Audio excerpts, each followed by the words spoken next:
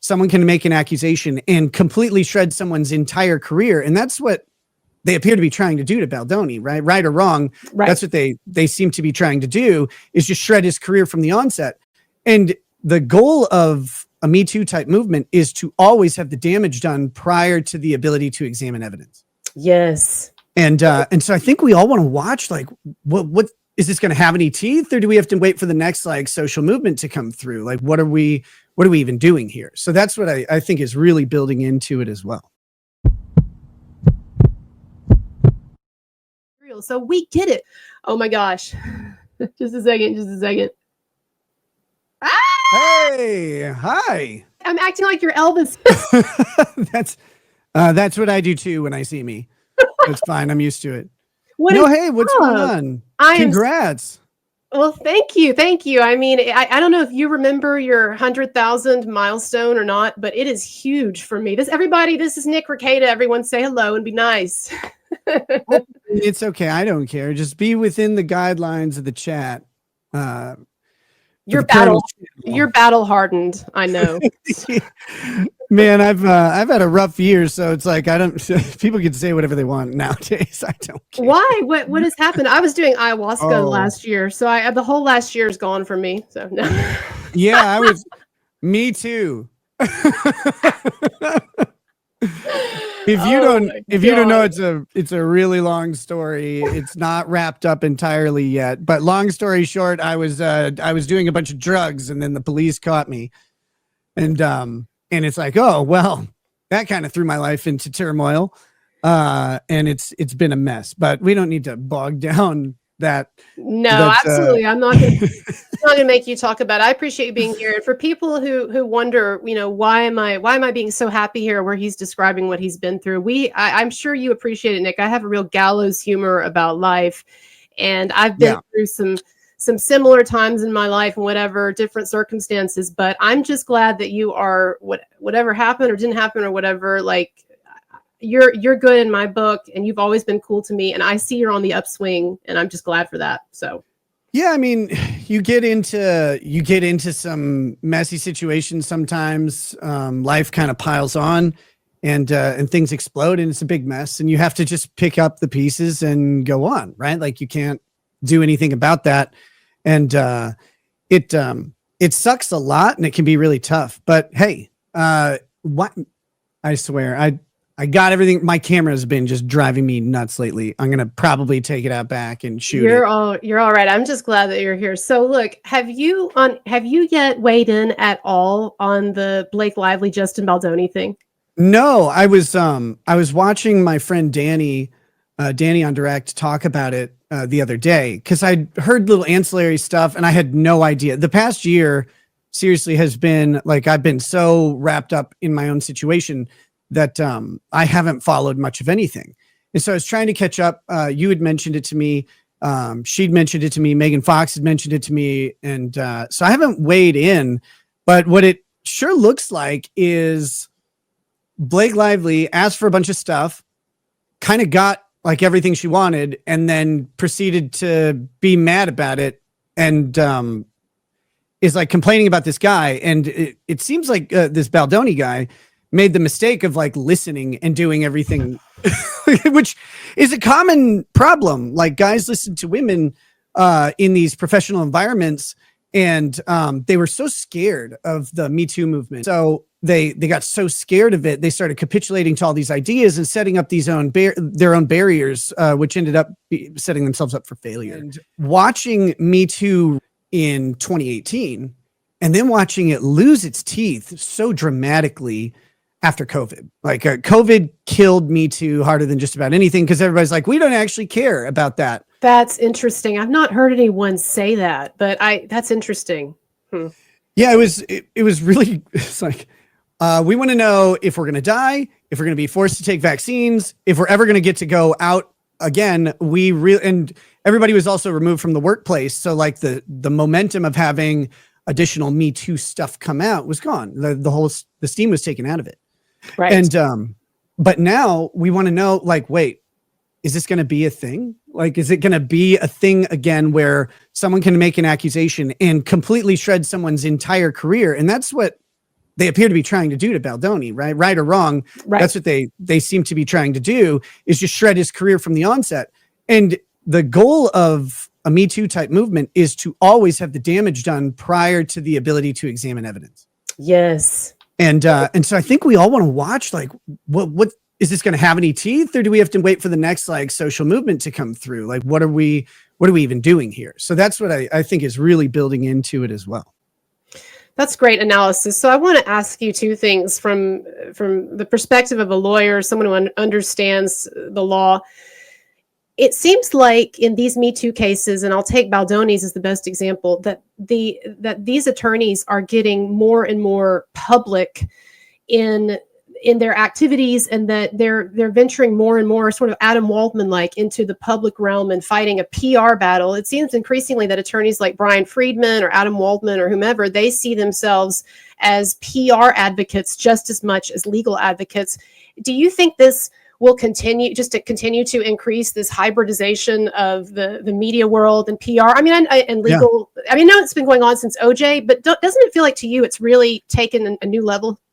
Yeah, social media changed everything. And then everybody underestimated the impact of social media because legacy media held the reins on everything for so long. Once legacy media started capitulating to social media, the power dynamic shifts, and it's not going back in any foreseeable way. So, before you could make a stink on social media, but you weren't going to get Tom Cruise fired from a movie. Right. Now, you can get Tom Cruise fired from Mission Impossible if you want to.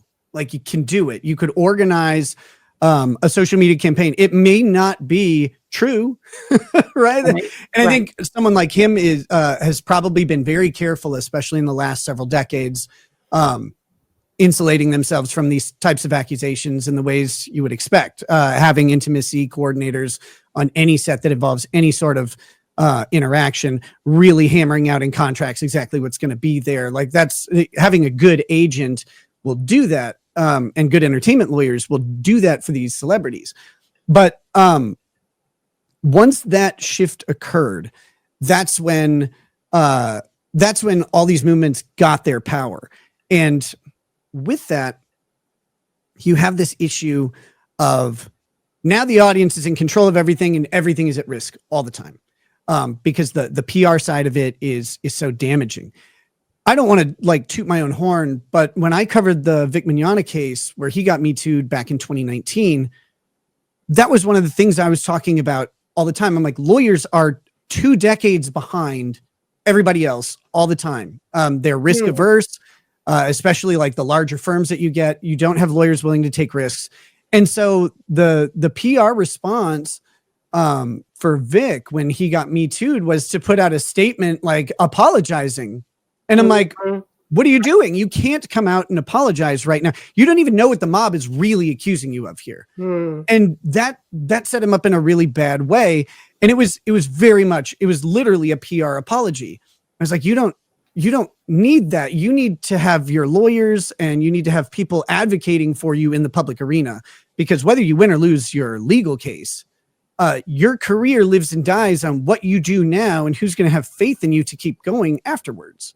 Right. And I've seen so many law firms not do that. And that was one of the strongest things that I think Adam Waldman did for Johnny Depp, because Depp sat there just taking beating after beating after beating. Waldman starts coming out and speaking for him as his representative. And suddenly the tables start to turn. People start to go, wait, this story isn't this way. Wait, he's actually standing up and fighting back. And this guy's making some sense. And that kind of opens the door. And they leaked those audios, or they circulated those audios too, which was huge. Right. And in any of this war that can be fought in social media, I mean, when your job is to be popular, you have to fight in the realm of popularity. You can fight legally and it can help, but it cannot save you. It cannot save a career. It cannot stop an accusation. You have to fight in the realm of where your popularity, where your resources exist in the first place. And most importantly, especially as you get down from legacy media into people like us, creators who cultivate an audience of people who like what we do for whatever reason, you have to leverage the help and support of the people who got you where you are in the first place. And if you don't, then I've made some decisions about that personally that may not reflect immediately what I'm saying, but like I made those decisions very consciously. I knew what I would have to sacrifice, and I knew the reasons I was doing it. Well, and you were in your circumstances too, were not to put too fine a point on it. That's a criminal versus here we're talking civil. So I know that's right. That's a big difference as well. Yeah, of course. I didn't, I have a government to fight, and fighting the government on social media doesn't really work. Like you'll win and then you'll go to prison. Yeah. So a Pyrrhic victory, if ever there was one. Right. And so it works out a little bit differently. But watching the Vic situation, watching Johnny Depp, watching any of these celebrity trials, and you see their lawyers and you're like, what are you doing? You have no consideration for what this person needs. And that was in a PR sense, you mean? Right. And that's what I mean. Their lifeblood is their reputation. Right. And that was one of the frustrating things, even with working with my lawyer, who in my case, who understood that. They understand it at an intellectual level. They don't have a visceral grasp of what social media is. And that's because they're not on it in an effective way. They may have a few hundred to a few thousand followers, but it's like when you start getting to hundreds of thousands, millions of followers, like it's the level of influence that exists and the potential devastating effects of that in either direction have to be realized. And so I think there are law firms out there that have a grasp of it and are getting better. Harmeet Dillon, with the Dillon Law Group, she works with Ron, she's the firm partner or whatever. Ron Coleman is one of the lawyers from that firm as well. Like they take on these high profile cases that go they go against governments, they go against organizations. Ron Coleman's been representing Gavin McInnes for years and years and years against the Southern Poverty Law Center. Because they called him like a racist or something. And he's like, I'm not a racist. And this distinction, like you've not only made me a racist, but you call me a hate group.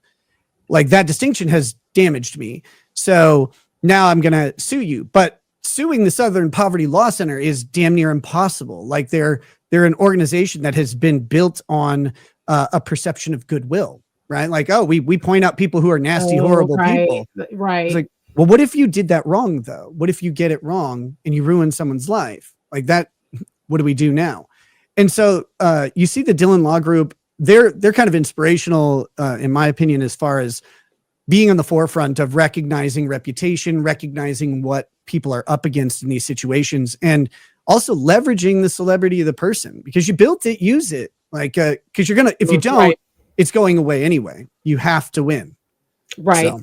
And I see increasingly that the legal strategy for a number of these famous Me Too guys is increasingly taking the importance of the PR angle into consideration. I mean, some of these defamation lawsuits that some of these guys file, like Marilyn Manson, I don't even think that their attorneys expect that they're going to go the full distance. But the idea is that the law is at least, it's really the only forum left that has some legitimacy in people's minds, where you can get your evidence out there and in a cogent way, an organized way, and you can say, look, I've got evidence, right? And so it's like you said, with these Me Too cases, people's minds are made up long before you get to a court determination or anything like that.